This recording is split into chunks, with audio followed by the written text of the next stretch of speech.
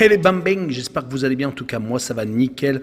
On se retrouve aujourd'hui pour une nouvelle vidéo sur les qualifications de la Coupe d'Afrique des Nations 2023 qui se jouera en Côte d'Ivoire. Les 10 matchs que j'analyserai pour vous sont sur 2 jours, le 26 et le 27 mars. Ils sont les suivants: Sao Tomé et Principe contre la Sierra Leone, le Lesotho contre la Zambie, la Guinée-Bissau contre le Nigeria, l'Éthiopie contre la Guinée, la République Centrafrique contre Madagascar, l'Angola contre le Ghana, le Niger contre l'Algérie, le Soudan du Sud contre le Congo, le Soudan contre le Gabon et le Rwanda contre le Bénin. Si vous avez suivi mes autres vidéos, vous aurez remarqué que c'est des phases aller-retour, même si c'est une phase de groupe.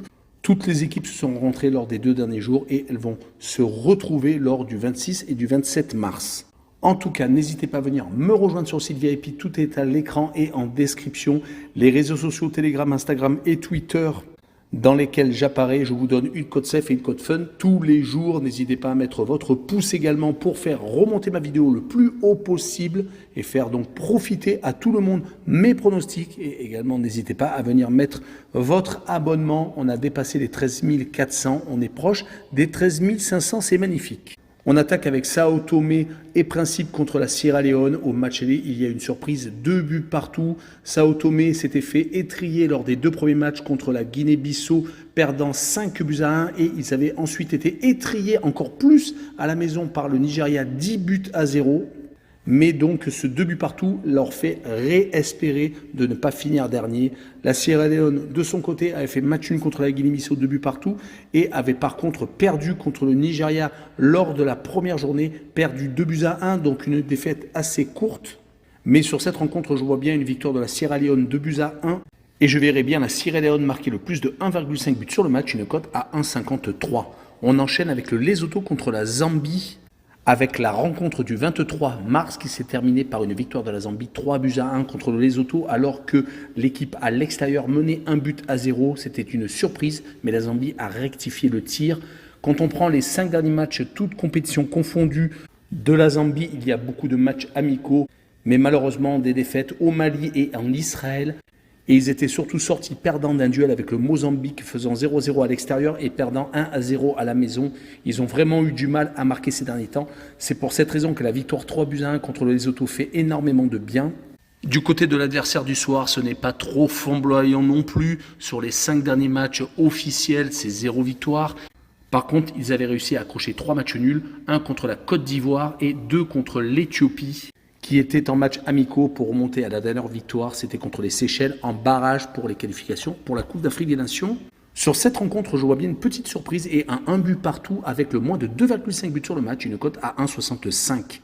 Nous attaquons les matchs du 27 mars. Par contre, aucune cote. Je vous donnerai juste la cote sécurisée, mais les valeurs de la cote sur les bookmakers n'ont pas encore été données. Ils sont vraiment très en retard et j'ai pas envie d'attendre 15 ans pour faire ma vidéo. C'est pour cette raison que je vous donnerai un score exact et la cote sécurisée, mais la cote n'apparaîtra pas sur l'écran. On commence par la Guinée-Bissau contre le Nigeria. Surprise au match aller où la Guinée-Bissau s'est imposée 1 but à 0 au Nigeria. Cela fait suite aux 2 bons résultats lors des 2 premières journées, gagnant 5 buts à 1 à la maison contre Sao Tomé et Principe. Par contre, ils avaient fait 2 buts partout en Sierra Leone, donc ils occupent pour l'instant la tête du classement. Mais le Nigeria va sans doute se rattraper. Rappelons que lors des qualifications pour la Coupe du Monde, ils avaient perdu à la surprise générale contre la République Centrafrique, mais s'étaient rattrapés dans la foulée, gagnant chez eux 2 à 0. Ils avaient pourtant leur équipe quasiment type avec le meilleur buteur de Naples qui marche sur l'eau actuellement en Italie. Mais sur ce match-là, je les vois s'imposer 1 but à 0 en Guinée-Bissau pour reprendre la tête du groupe et je verrai le moins de 2,5 buts par contre sur la rencontre. J'enchaîne avec le groupe D et l'Éthiopie qui joue contre la Guinée. Au match aller, la Guinée s'était imposée 2 buts à 0. L'équipe à domicile faisant le plein chez elle, car c'est leur 2e victoire après celle contre le Malawi, 1 but à 0. Ils s'étaient inclinés par contre lors de la première journée contre le favori, l'Égypte. Ils vont essayer donc de prendre encore au moins 1 point en Éthiopie en déplacement. Les Éthiopiens avaient gagné leur match contre l'Égypte, un peu la surprise générale, 2 buts à 0. Mais ils avaient perdu 2 à 1 au Malawi. Ils ont donc plus de mal à l'extérieur qu'à la maison. Et là, sur cette rencontre, ils vont espérer accrocher donc les Guinéens. Et je vois un 0 à 0.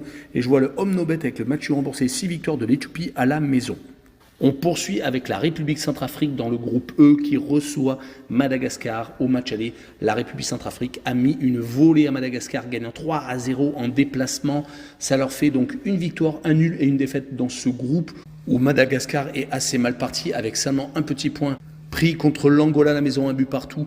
Et ils avaient perdu par contre 2 grosses fois, une contre le Ghana 3-0 lors de la journée initiale et donc ce 3-0 encaissé à la maison lors de la dernière journée. Attention tout de même à l'équipe qui reçoit car elle n'a pas énormément de réussite quand elle est à la maison dans les différentes qualifications. Car pour se qualifier pour la Coupe du Monde, elle avait fait un but partout contre le Cap-Vert et avait perdu à 2 reprises contre le Libéria et le Nigeria. Mais Madagascar ne prend pas 2 points quand il se déplace, voire même ne marque même pas. C'est pour cette raison que je vois une victoire 1-0 de l'équipe à domicile et je verrai les 2 équipes ne pas marquer.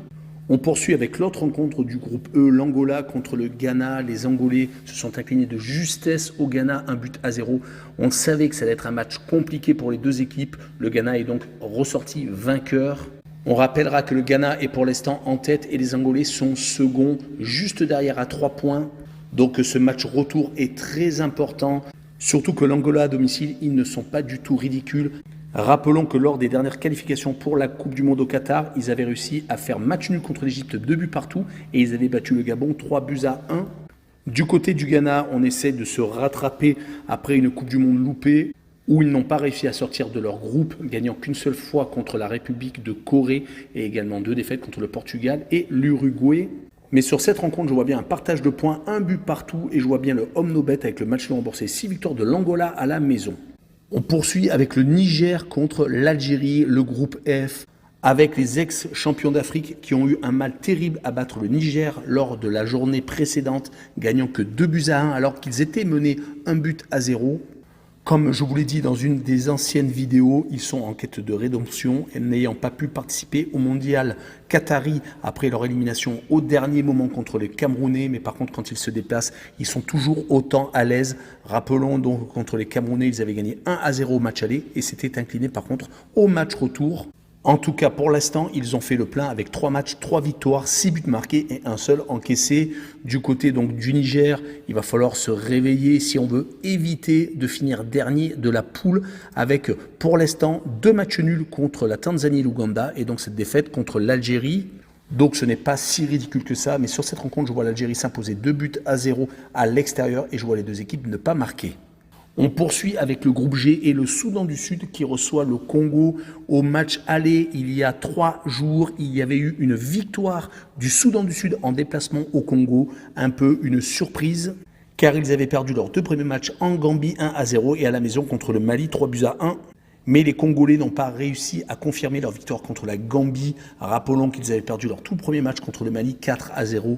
De toute façon, on sait que le Mali est favori, mais le Congo doit absolument réussir un résultat au Soudan du Sud. Et sur cette rencontre, je vois bien un partage de points, un but partout. Et je vois le away no bet avec le match remboursé, 6 victoires du Congo à l'extérieur pour assurer le coup. On passe au groupe I et le Soudan qui reçoit le Gabon. Il y a 3 jours, le Gabonais ont gagné 1-0, donc ils ont pris un léger avantage psychologique. Les Gabonais avaient réussi à gagner leur premier match en RDC 1-0 et avaient fait par contre 0-0 contre la Mauritanie. Donc pour l'instant, ils ont gardé leur cage inviolée sur les 3 premières rencontres du côté des Soudanais.